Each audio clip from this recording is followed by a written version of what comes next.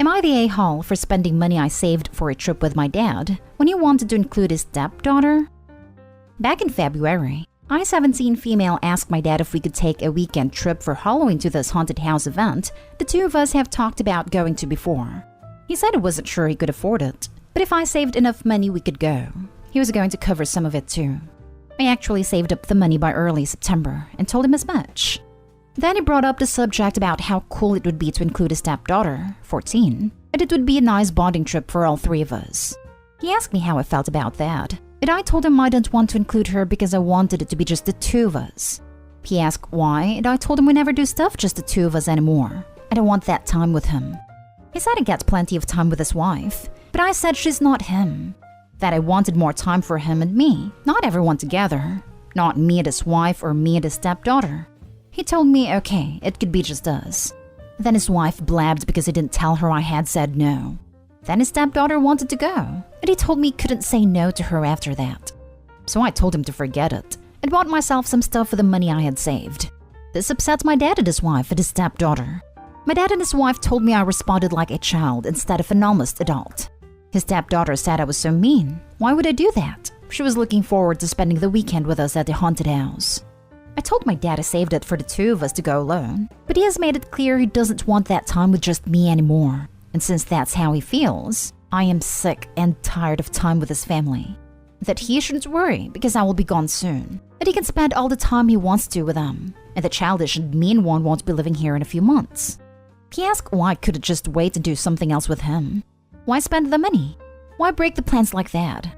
It's not the first time I have tried to do something with him, and he automatically involved everyone or just his stepdaughter in it. And I even told him I missed hanging out just him and me. It doesn't do anything. I know his wife is upset because her daughter is hurt, because she knows how badly he didn't want her there, and she's also not going now. Am I the a-hole here? Now for the top comments. Not the a-hole. You shouldn't be covering any of the cost of this trip at all. And your dad and his wife are being a-holes for downplaying your need for one-on-one time with your father. The money's yours and you're entitled to spend it on what you want.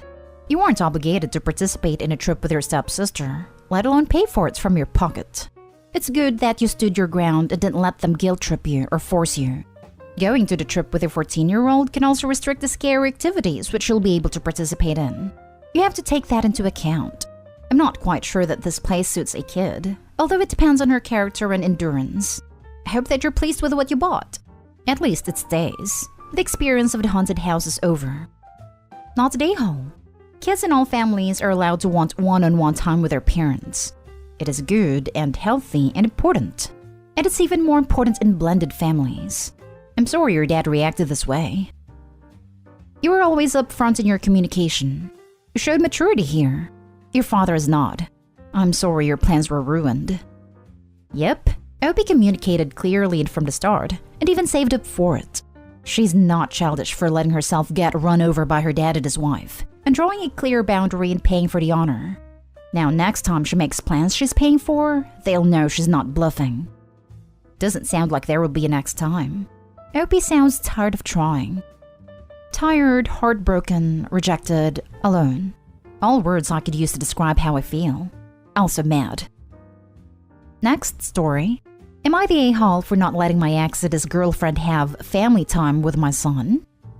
Every year I take my son to visit his great-grandparents. Usually his dad/my ex will be there too during the trip. And they'll spend a lot of alone time together since my ex doesn't see our son as often as I do. The only difference this year is that this time he brought his girlfriend with him. The trip has been a disaster. The first week we were here, my ex wanted to take my son out sailing, and his girlfriend went with them. They came back early and my son was crying so hard he threw up. When I asked my ex what happened, he told me he didn't know and that our son kept asking for me, but he told him they would see me when they got home, and he just started crying and wouldn't stop. Since my son has refused to go out anywhere with his dad unless I go too. He won't even stay in the same room as anyone else unless I'm there. I've tried talking to him, but it hasn't helped me understand his behavior.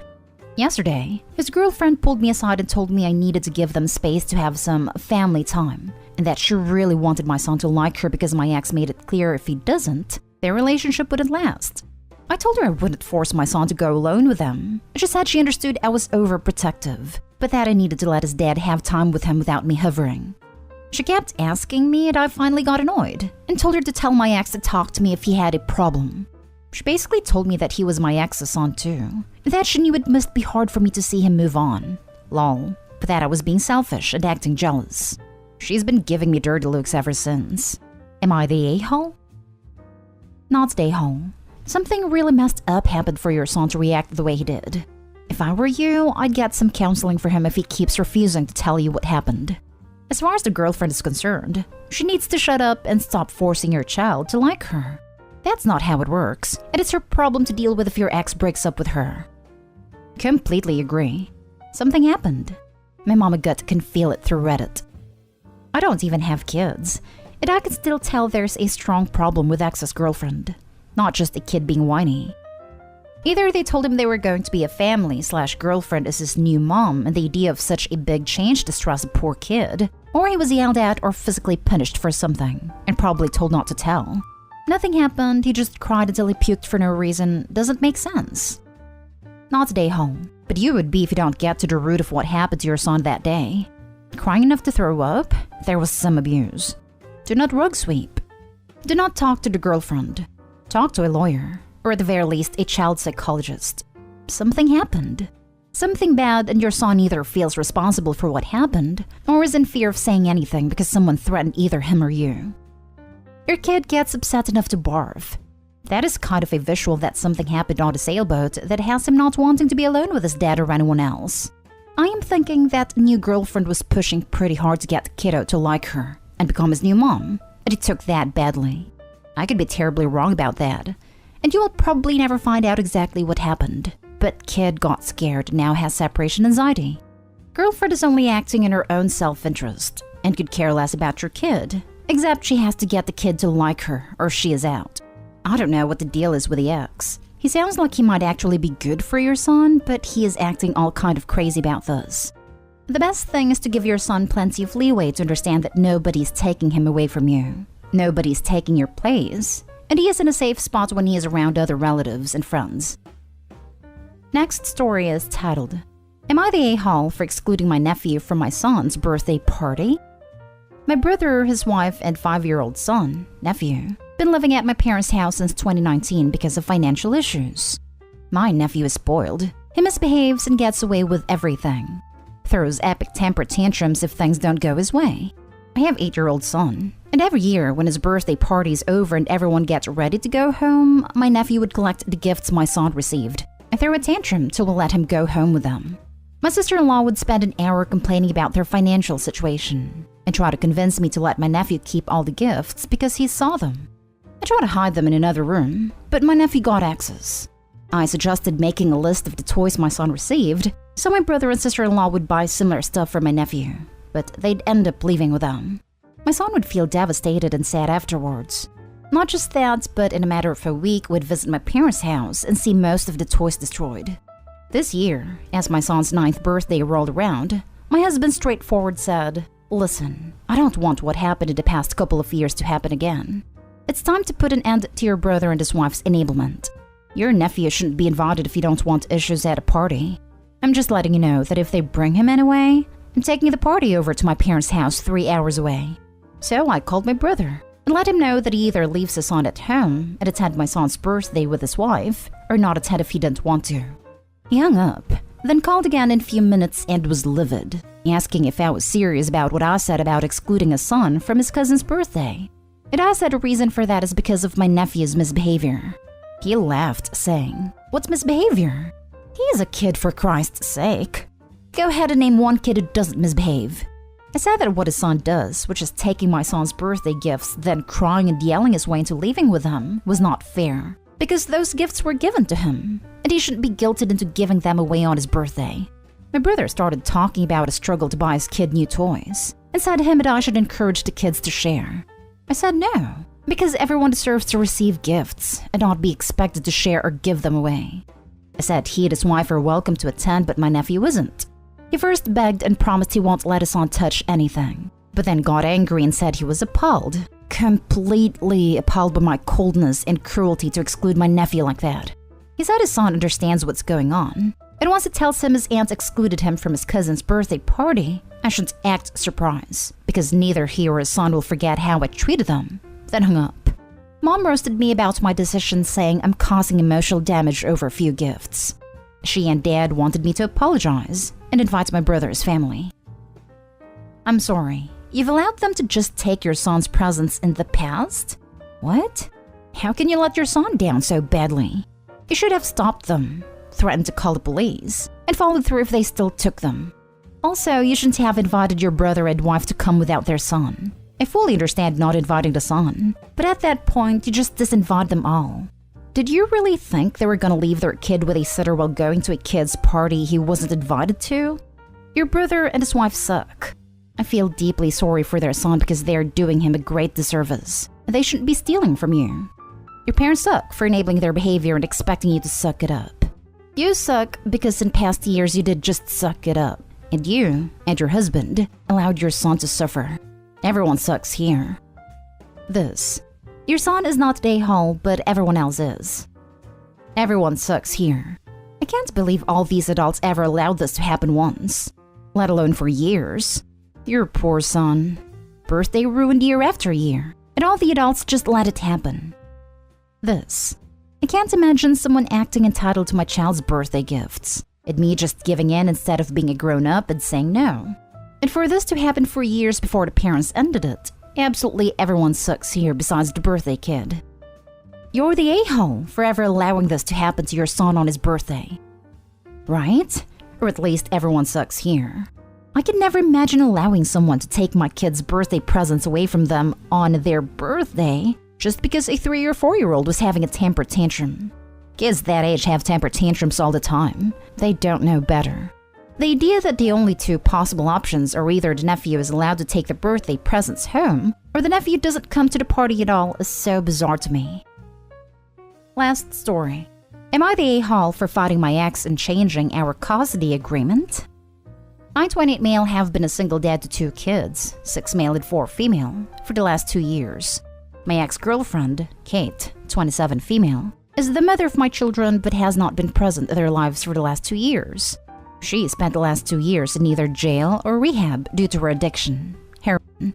When Kate and I started dating, I knew she used, but I was young and dumb and in love and didn't use my best judgment. She got pregnant young, and to her credit, she stopped using completely and was a doting, loving mother. After she got pregnant with our second, we got engaged and were planning a wedding for a year after the birth. But after the birth of our daughter, everything changed. For the first 6 months or so, things were good and we were a happy family. But then Kate started going out with old friends, telling me she felt like she was losing who she was and needed to realize that she was also an independent person and not just a mother. I agreed that she needed to socialize and have a life outside of our family, but I was wary about the people she was hanging around with. It expressed my concern to her. She assured me that she had put that part of her life behind her, and she just wanted to be around friends again. Well, Kate started using again and got herself put in jail. She got out and went to rehab, but relapsed shortly after and went to jail again, this time for 12 months.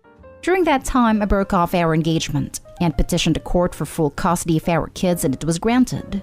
We moved a couple towns away to get a fresh start, and my kids are now thriving in their new schools, and I have a better paying job. Now, Kate is out of jail and is living in a halfway house. She's working and getting an apartment, and has told me she wants to be part of her kids' lives again, and mentioned she wants partial custody. She said she was hoping to avoid too much drama in the courts and asked for my support on it. I told her I would fight her tooth and nail to keep full custody, until she can prove to me that she isn't going to mess up again. I told her I will allow her to see her kids under my supervision and on my terms until the court tells me otherwise. She gave me a sob story about how much she's changed, and that she would never jeopardize her relationship with her kids again. But I told her all that talk doesn't mean a thing to me, because I have zero trust in her. She called me an a-hole for depriving her of a relationship with her kids, and I told her she did that to herself. She said I can't permanently blame her for the mistakes she's made in the past, and I told her that she has a long road to gain back enough of my trust for me to even consider supporting partial custody, and that until the court tells me otherwise, I'm fighting for full custody. I'm getting a lot of grief from her family and even my family about it. They all think I should give her a chance, since she's their mother, as if that somehow erases the fact that she's been gone for 2 years. You need a lawyer, not Reddit. I have one, and have been working with them to be as prepared as I can be. I just keep hearing so many versions of, but she's their mother from both her family and even mine. Her family I can kind of understand, but hearing it from a mom and aunts is what is making me question myself. Like, to them it's so easy to overlook all the BS just because she gave birth to the kids. She may be their mother, but relapsing twice clearly shows that she loves George more. If she wants partial custody, then she can and should prove it. Because as their father, I'm not putting the children at risk over a third relapse. Absolutely do not relent. She's an addict, and I would need to see years of being clean before I'd ever consider partial custody. She even recognized that this isn't about her. It's about the well-being of the kids. Maybe that will finally motivate her to get clean. I'm getting a lot of grief from her family and even my family about it. They all think I should give her a chance since she's their mother. And I am their father, the one who has been there every day of their lives. This decision is in the best interest of my children. Not they home. Addicts are masters of manipulation, and there's no way to know if she's truly doing better without the intervention of the court.